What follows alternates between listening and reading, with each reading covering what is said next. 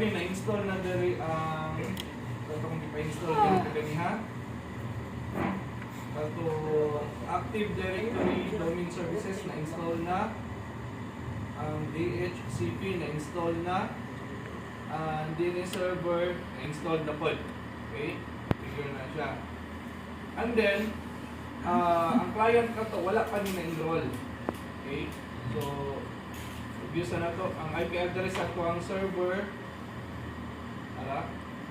Dito na ito na. Ano IP address ato ang server ha?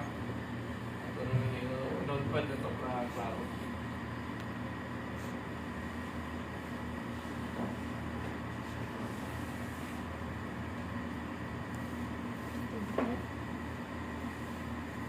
Buo na natin yan.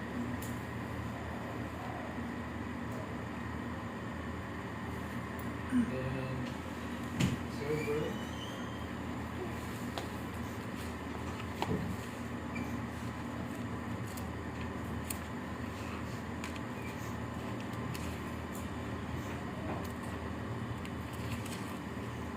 So, assume na ang IP address sa itong router ay 100.1. Assume lang na ko ha. Wala siya. Server.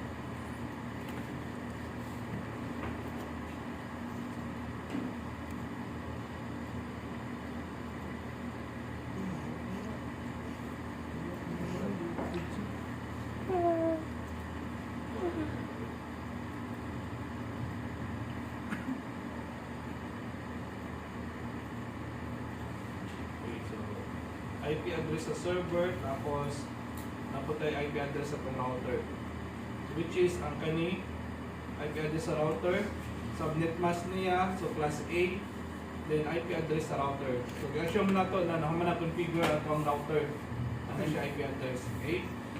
Then check ko na to tari.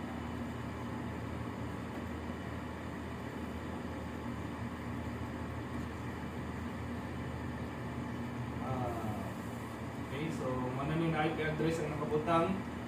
Once ma-install na nato itong DNS, i-appeal man nato itong install ang DNS, automatically mabutang na siya o DNS IP address dire na 127.0.0.1. So, default na niya basta ma-install na nato ang DNS.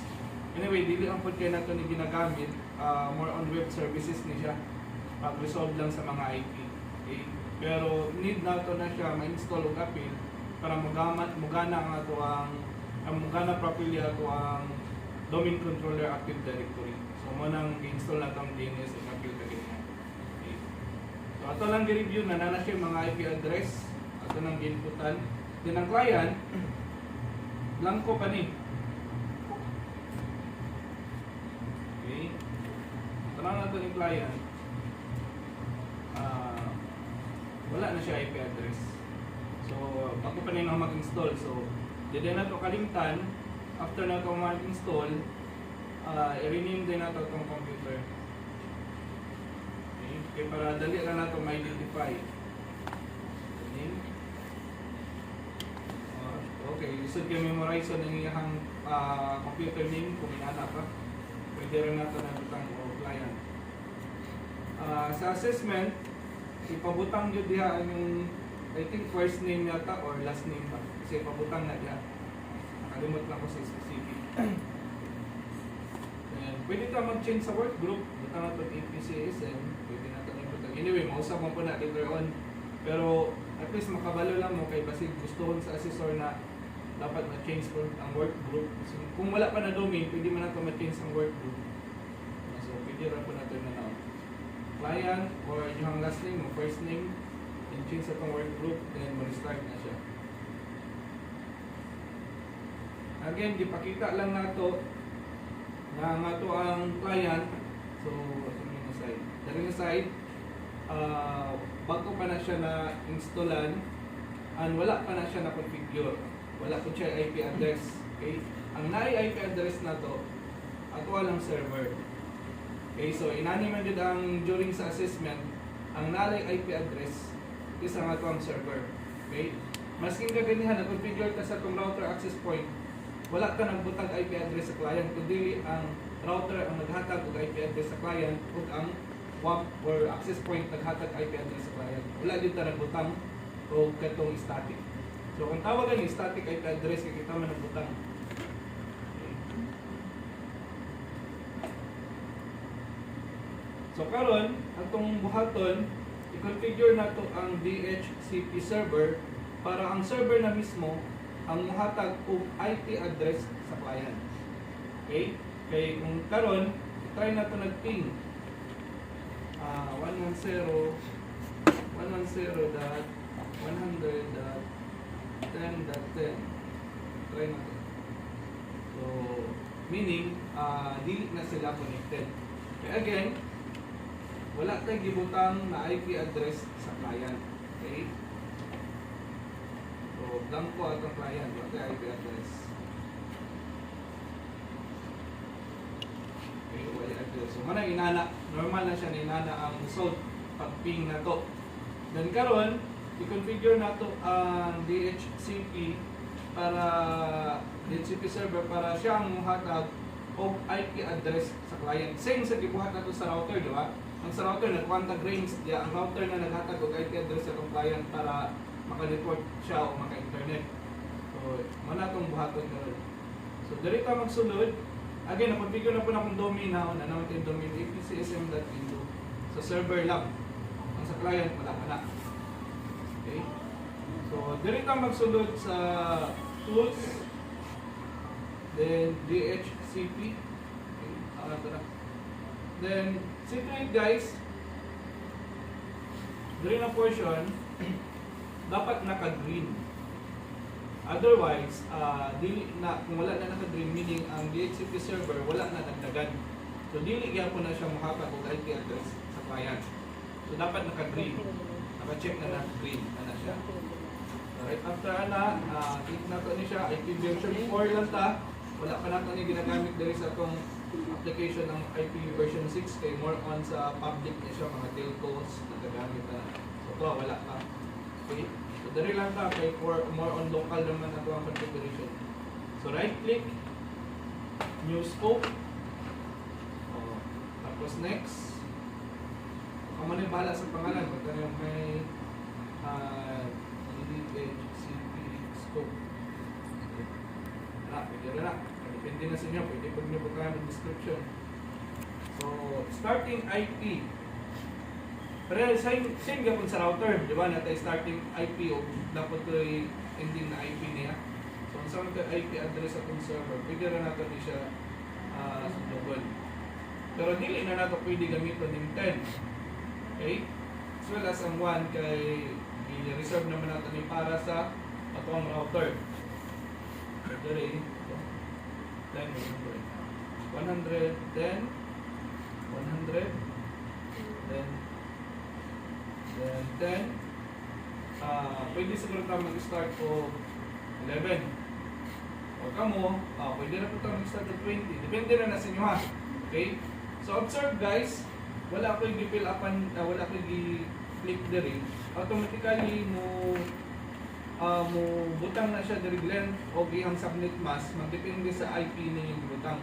So na-detect niya na class A, ang length is 8 diri.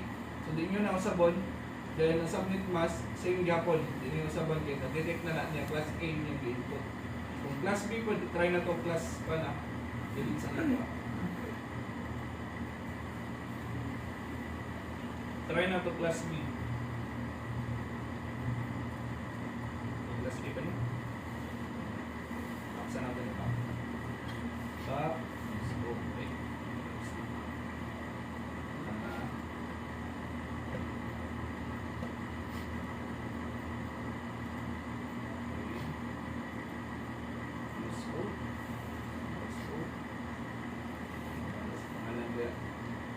So, blanco ka na diha. Try na to. Plus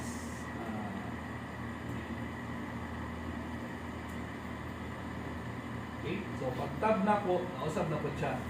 Okay, class B man siya, na-detect niya. Okay, so, cancel na to sa try na to.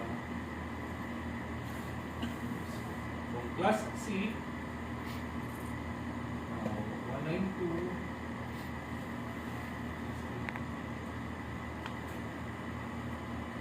automatically mabutang po siya diha.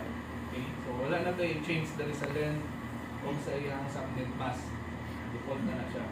So balik ta. So itong scope, i-base po na to sa IP address sa server kung sa mga itong nabutang. So natay 110, 110, 100, 10. So that 10 o that 20 kan that 10 sa server naman ang gigamit. So di na nato gamiton. Dali kung hangtod asa imuhang dynamic IP. Igira kang 50, pwede po kag 100. Okay?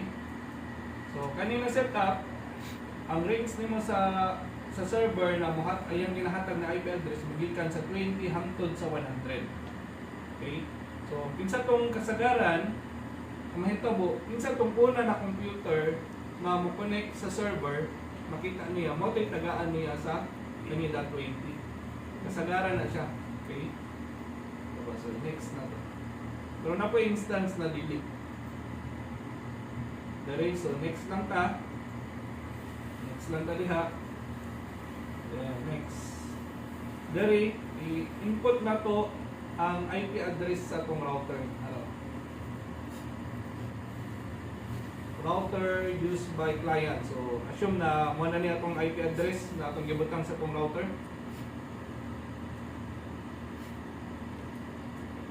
Okay, so add lang na ito na. The next. So, dari na portion, na-usahin, nabutang naman ko niya siya dari, kaya ako nang i-add ka ganyan. Pag wala pa na siya, butang dari, pwede na po niya i-type ang IP address sa server.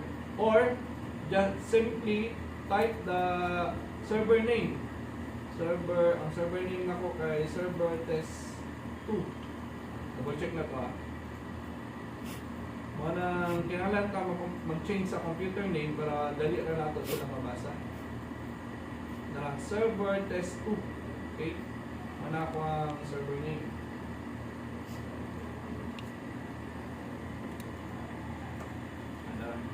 Server test 2. Assume na kung wala pa niya, kung wala daw na siya, so click na nato ng resolve, then ma-display to dyan IP address mismo sa mong server, tapos imuhang i-add.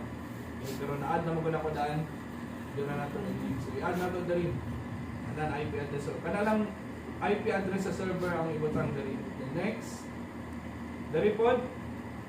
For example kanya, wala pa nato nabutang IP address sa server, so pwede rin nato kung wala ka nakabala sa IP address sa server, pwede rin mo ibutan ang server name dali. Server test 2. Then resolve. Display na to yung IP address sa server. Then add. Lahat. Okay. Next. Then next lang ta. Then finish. Okay. So running na itong kuhan. Mana niya itong scope sa itong IP address. Tara. Kani siya. Version dari. So dari na punta sa client karon. So na ito ni client. Dapat ang client na to ma-member siya ang server makahatag og IP address sa ato ang client. Okay? So atong buhaton wala pa na siya IP address ha. Wala pa na siya IP address. So kahit